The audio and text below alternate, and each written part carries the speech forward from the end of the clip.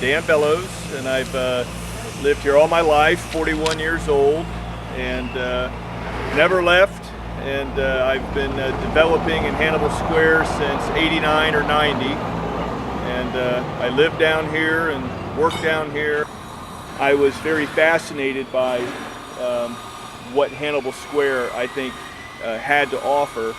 And I, without any great vision, started purchasing some property. But the city in 1994 created a CRA plan, a community redevelopment plan, adopted it in 94, and I purchased the book that they put together, and I followed that plan. And their plan called for New England Avenue, Pennsylvania, and Morse Boulevard to be rezoned and turned into a mixed-use environment.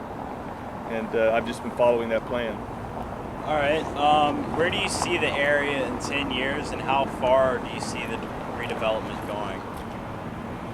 Well, I mean, it's interesting. I was driving my daughter to school today down Palmer, and I mentioned to her it's just incredible how much development is going on in the city. It is citywide. We're 28,000 people, and I don't care where you drive through this city, there are homes being torn down and new homes being built, and construction projects going on. So the development is going all over Central Florida and all over the city of Winter Park.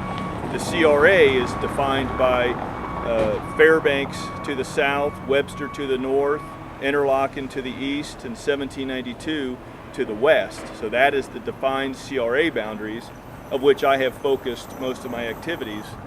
And that's where I see the development going. I mean, it's right within those boundaries.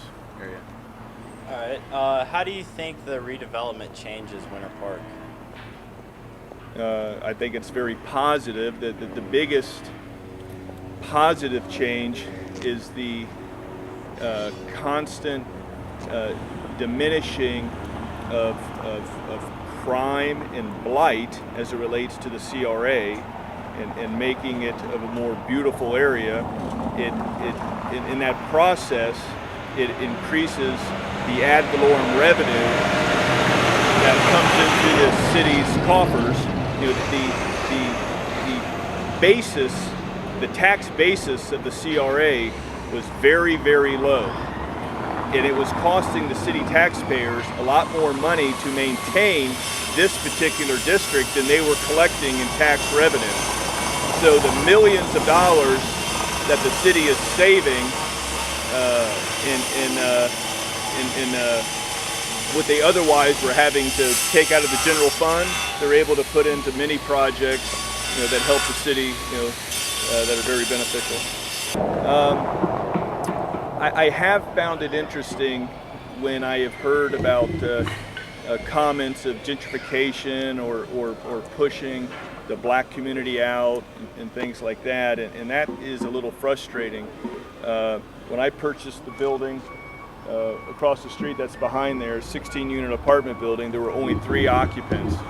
A large majority of this street was vacant land.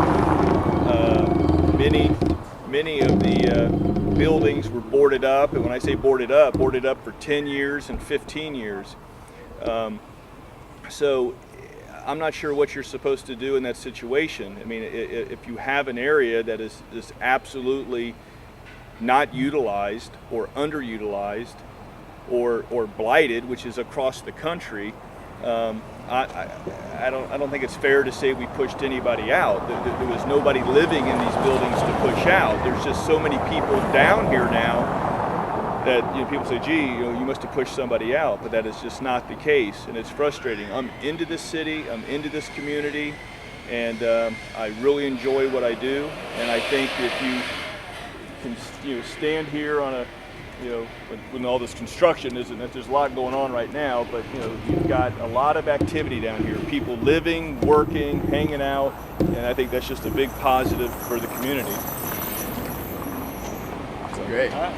Thanks a lot. All right, guys.